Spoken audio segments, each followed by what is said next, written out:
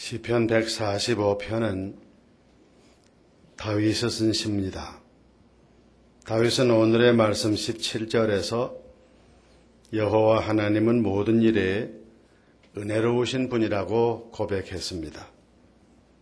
하나님은 모든 일에 은혜를 베풀어 주시는 분이라는 말입니다. 물론 이 그의 고백은 체험적인 고백입니다. 골방에서 깊이 하나님이 어떤 분일까 하고 생각하다가 하나님은 이런 분이겠지 하고 고백한 것이 아닙니다. 삶 속에서 현장에서 하나님의 은혜를 구체적으로 체험한 후에 하나님은 은혜로우신 분이라고 고백한 것입니다.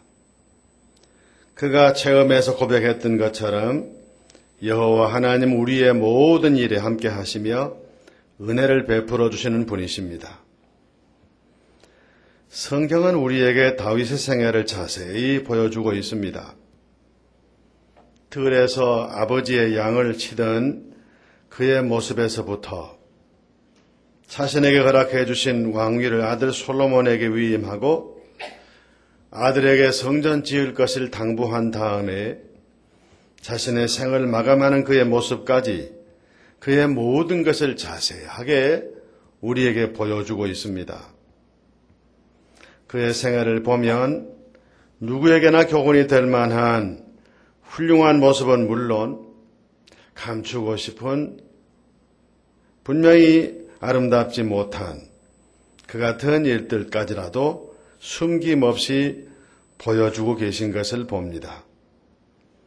우리가 그의 생애를 통해서 확실히 볼 수 있는 것은 확실히 알 수 있는 것은 하나님은 다윗의 모든 일에 은혜로우셨다는 사실입니다.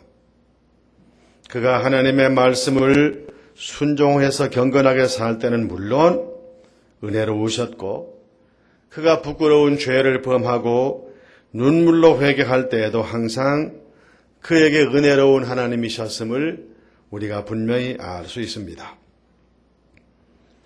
다윗의 생애를 통해서 우리가 알 수 있는 것처럼 하나님께서는 하나님을 믿는 우리에게도 항상 은혜로운 분이십니다. 우리가 하나님 보시기에 잘하고 있다라고 느낄 때는 물론이지만 잘하지 못하고 있다고 우리 스스로가 판단할 그때까지라도 언제나 변함없이 우리에게 은혜를 베풀어 주신 여호와 하나님이십니다. 하나님의 은혜로 이 아침에 우리가 이 자리에 있는 것입니다.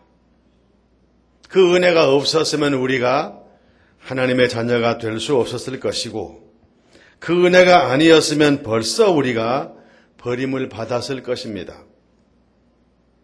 하나님께서 그 크신 은혜와 사랑으로 우리를 구원하셨음에도 불구하고 우리의 지난날을 돌이켜보면 망령도에 행한 때가 얼마나 많은지 우리 모두가 이미 알고 있습니다.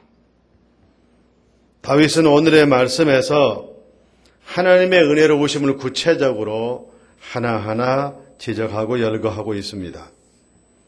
곧 그는 하나님은 이렇게 하는 사람에게는 이 같은 은혜를 반드시 베푸시는 분이시라고 우리에게 증거하고 있습니다. 그럴진데 그가 고백한 그대로 우리도 그가 증거한 그대로 하나님의 말씀 따라 행하기만 한다면 반드시 은혜를 베푸시고 큰 사랑을 베풀어 주시는 하나님이실 것입니다. 그래서 이 시간에 우리는 이 말씀을 중심으로 하나님께서 누구에게 은혜를 베푸시는가, 누구에게 어떤 은혜를 주시는가 하는 것을 생각해 보려고 합니다. 첫째로 하나님께서는 진실하게 간구하는 자를 가까이 해 주신다라고 했습니다. 여호와께서는 자기에게 간구하는 모든 자, 곧 진실하게 간구하는 모든 자에게 가까이 하시는 도다라고 말했습니다. 하나님께서는 기도하는 사람을 사랑하시는데 그 중에서도 진실하게 기도하는 사람을 가까이 해 주심의 은혜를 베푸신다라고 말했습니다. 하나님이 우리를 가까이 해 주심이 은혜 중에 은혜입니다. 우리 곁에 누가 있느냐는 것이 너무 중요합니다. 우리를 피곤하게 하고 우리를 힘들게 하고 우리에게 어려움을 주는 이가 우리 곁에 있을 때 우리가 얼마나 그 사람 때문에 어려움을 당하고 고통스럽겠습니까? 반대로 우리에게 용기를 북돋아주고 큰 도움을 줄 수 있고 기쁨을 줄 수 있는 사람이 우리 곁에 있는 것만 해도 우리는 큰 복을 받아 누리게 되는 것입니다. 우리에게 도움을 줄 수 있는 사람이 우리 곁에 있는 것만 해도 이처럼 복이 되는 것일진데 여호와 하나님께서 우리 곁에 계시고 우리 가까이 계신다는 것이 얼마나 큰 은혜요, 얼마나 큰 복이 되겠습니까? 그런데 다윗은 하나님께서는 진실하게 간구하는 모든 사람을 가까이 하시면서 그들 곁에 계신다라고 말했습니다. 그들의 모든 간구를 들으시고 이루어 주신다라고 고백했습니다. 다윗의 생애를 살펴보면 문자 그대로 파란만장한 삶을 산 사람이었습니다. 그는 아무 죄 없이 사울왕의 미움을 받아서 날마다 이곳저곳을 피신해야만 한 때가 참 길고도 길었습니다. 그래서 한때는 너무도 힘든 나머지 블레셋 나라로 망명을 가기도 했었습니다. 얼마나 어려웠으면 이스라엘의 원수 국가인 줄 알면서도 그 나라에 망명하기까지 했겠습니까? 시편에는 그의 이름으로 된 시가 참 많습니다. 그가 쓴 시를 가만히 보면 어렵고 힘들 때마다 좌절하거나 낙심하지 아니하고 도리어 하나님께 기도한 사실을 확인할 수 있습니다. 하나님은 그때마다 그의 기도를 들으시고 위기에서 그를 건져내서 구원하신 것도 확인할 수 있습니다. 그는 이렇게 그의 기도에 응답해 주시는 하나님을 체험한 다음에 하나님은 진실하게 간구하는 모든 사람 가까이 계신다. 이렇게 고백한 것입니다. 참 그렇습니다.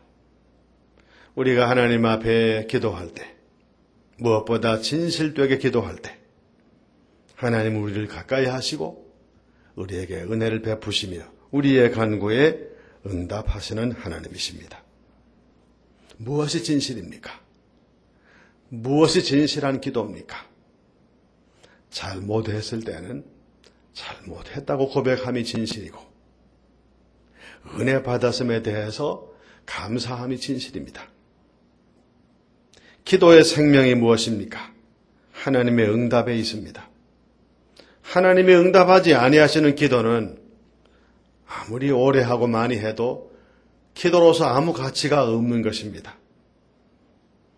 하나님은 그가 누구이든지 간에 하나님을 믿고 진실한 마음으로 기도하는 사람의 기도를 들으시고 그 가까이 계시며 그 기도에 응답하시는 분이심을 우리가 깨달을 수 있습니다. 우리가 인간적으로 어떤 사람이냐 하는 것 하나님 앞에 큰 의미가 없어요. 우리가 얼마나 많이 가졌느냐 하는 것도 하나님에게는 큰 의미가 없습니다. 하나님이 진정으로 기뻐하시고 의미를 두시는 것은 우리가 하나님을 진실로 믿으며 진실되게 기도하느냐 그것입니다. 언제 어디서나 기도하시기 바랍니다. 기도하시되 진실되게 기도하시기 바랍니다. 그리하시면 반드시 가까이 다가오시는 하나님을 여러분 모두가 날마다 체험하게 되실 것입니다. 하나님의 응답을 체험하게 될 것입니다. 하나님께서는 우리가 아무것도 염려하지 말고 모든 경우에 하나님을 향하여 기도하기를, 진실되게 기도하기를 원하십니다. 무슨 일이든지 하나님께 기도하시기 바랍니다. 언제든지 기도하시기 바랍니다. 어디서든지 기도하시기 바랍니다. 무엇보다도 진실하게 하나님 앞에 기도하시기 바랍니다. 그래서 하나님이 멀리 계신 분이 아니라 내 가까이 계시고 나와 함께 계시고 나의 모든 일에 나의 모든 것을 주장하시고 인도해 주시는 분이심을 여러분의 삶 속에서 구체적으로 체험하고 하나님 더욱 의지하는 삶을 사시는 복을 누리시기를 간절히 바랍니다. 두 번째로 하나님께서는 하나님을 경외하는 자의 소원을 이루어 주시는 분이라고 했습니다. 다윗은 하나님은 자기를 경외하는 자들의 소원을 이루시며 또 그들의 부르짖음을 들으사 구원하신다라고 말했습니다. 하나님은 우리의 소원을 이루시는 분이십니다. 우리가 소원하는 일이 무엇이냐 하는 것은 전혀 하나님께는 문제가 되지 않습니다. 하나님은 전지전능하신 분이기 때문입니다. 그런데 다윗은 하나님께서 이 은혜를 베풀어 주시는 분이 누구이시냐? 하나님을 경외하는 사람이라고 고백했습니다. 여러분, 경외가 무엇입니까? 하나님을 믿고 섬기는 바른 태도가 바로 경외입니다. 우리말 사전에 보면 경외를 풀이하기를 공경하고 어려워하는 것이라고 했습니다. 하나님을 공경한다는 말은 맞는데 어려워한다는 말은 꼭 맞는 말은 아닙니다. 함부로 대하지 말아야 된다는 뜻으로 하나님을 어려워한다, 어려워해야 한다. 그런 의미에서 본다면 이 말이 넓은 범주에서는 맞는 말일 수도 있습니다. 진정으로 경외한다는 말은 하나님을 어려워한다는 의미보다는 하나님을 높이고 하나님께 순종한다는 의미가 포함된 말로 받아야 할 것입니다. 여러분, 우리가 매 순간마다 하나님을 지극한 마음으로 높이고 하나님께 순종할 때 하나님께서는 우리의 모든 소원을 그것이 무엇이건 간에 다 이루어 주시는 분이십니다. 부모님 여러분들, 자식을 사랑하시지요? 그 자식이 잘나도 못나도 사랑하시지요? 못났다고 버린다면 이 세상에 버림받을 자식들이 얼마나 많겠습니까? 그런데 여러분, 정말 엄밀한 의미에서 모든 자식을 똑같이 사랑하시는가요? 그렇지 않습니다. 부모님 말씀 잘 순종하고 부모님 공경하는 사람은 정말 기쁜 마음으로 그 자식을 사랑합니다. 내게 있는 모든 것 다 주어도 아깝지 않습니다. 그런데 부모님의 속을 썩히고 부모님에게 근심이 되고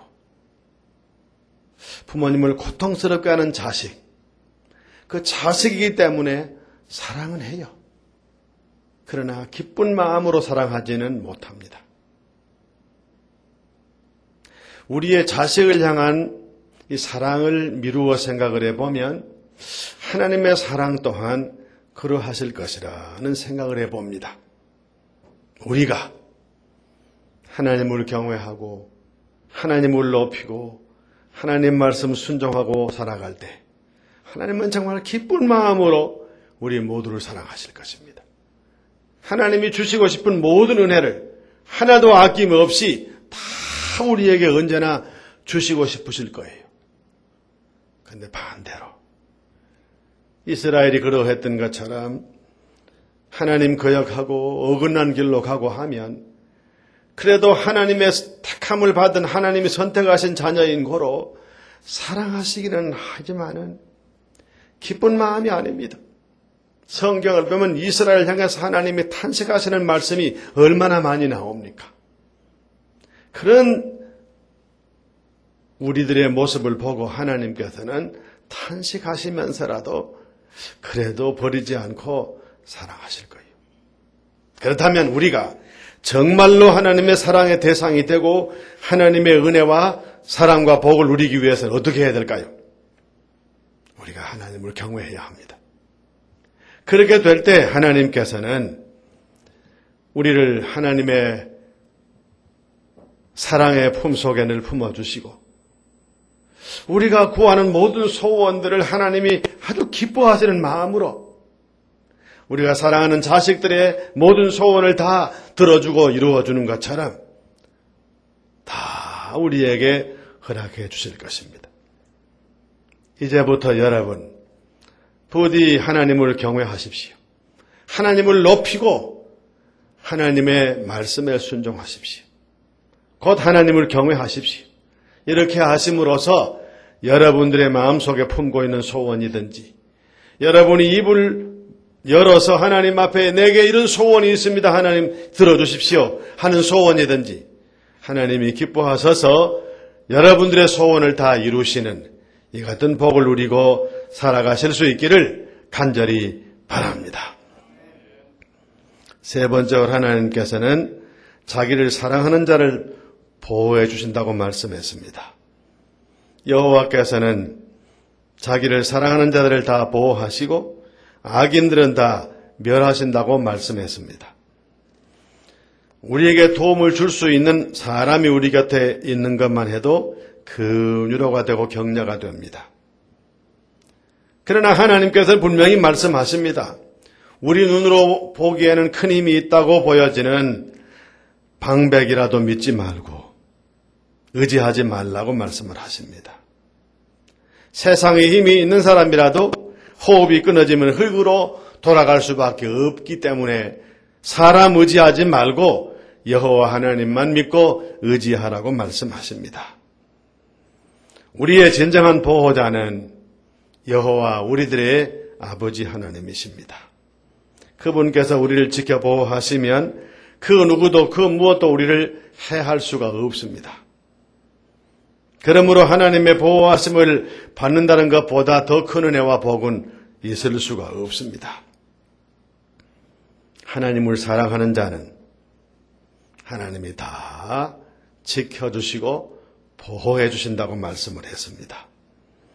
시편 18편 1절과 2절 말씀에 다윗은 이렇게 고백을 합니다. 나의 힘이 되신 여호와여 내가 주를 사랑하나이다. 여호와는 나의 반석이시요 나의 요새시요 나를 건지시는 자시요 나의 하나님이시요 내가 그 안에 피할 나의 바위시요 나의 방패시요 나의 구원의 뿌리시요 나의 산성이시로다 라고 고백을 했습니다. 참 그렇습니다. 하나님만이 진정한 우리의 피난처입니다. 하나님만이 우리의 진정한 보호자이십니다. 우리가 하나님을 마음을 다하여 사랑할 때 하나님께서 그 크신 권세 있는 팔로 우리를 품어주시고 우리를 지켜주십니다. 여러분 우리는 언제나 그러하듯이 하나님을 사랑하든지 세상을 사랑하든지 그 중에 하나를 선택해야 합니다. 하나님을 사랑하는 사람이 하나님과 세상을 동시에 사랑할 수 없고요. 세상을 사랑하는 사람이 세상과 하나님을 동시에 사랑할 수가 없습니다. 하나님을 사랑하든지 세상을 사랑하든지 그 둘 중에 하나일 뿐입니다. 우리가 잘 아는 여호수아는 평생 동안 하나님을 섬겼던 사람입니다. 그가 세상을 떠나기 전에 자기 후손과 이스라엘 백성을 향하여 분명히 말한 말이 있습니다. 오직 여호와 하나님을 믿고 섬기든지 아니면 이방신을 섬기든지 오늘 택하라. 오직 나와 내 집은 여호와를 섬기겠노라. 나와 내 집은 여호와 하나님만 믿고 하나님만 의지하고 하나님만 섬기겠다고 그는 그같이 고백을 했습니다. 성도 여러분, 오직 하나님만 사랑하시기를 바랍니다. 하나님만 믿고 의지하시기를 바랍니다. 오직 하나님만 바라보며 소망하시기 바랍니다. 그래서 지켜주시고 보호하시는 하나님의 사랑을 힘입어서 세상에 아무리 풍파가 많고 어려움이 많을지라도 능히 이기고 승리하는 삶을 사시는 여러분 모두가 되실 수 있기를 간절히 바랍니다. 하나님은 정말 우리에게 은혜로운 분이십니다. 우리가 하나님 앞에 진실된 마음으로 기도할 때 우리를 가까이 하시고 우리에게 응답하시는 분이십니다.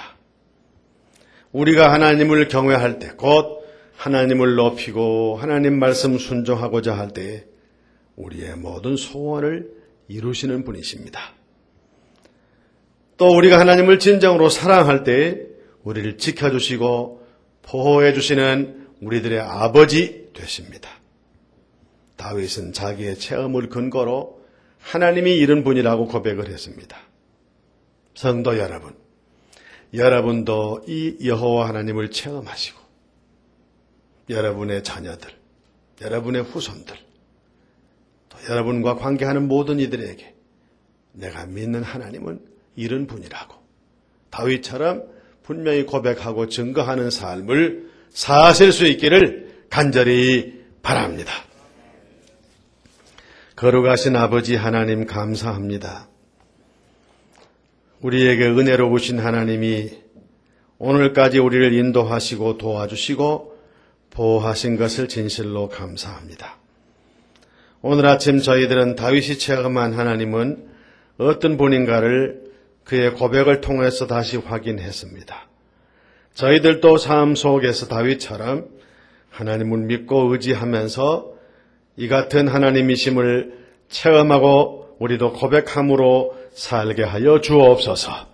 멀리 계신 하나님이 아니라 내 곁에 계시고 나와 함께 하신 하나님이시며 나의 기도에 응답하시고 내 소원을 이루시고 나를 지켜 보호하시는 여호와 우리 하나님이신 것을 체험하고 이를 증거하는 삶을 살아가는 우리 염천 가족 모두가 될 수 있게 하여 주옵소서. 예수님의 이름으로 간절히 기도 올리옵나이다. 아멘.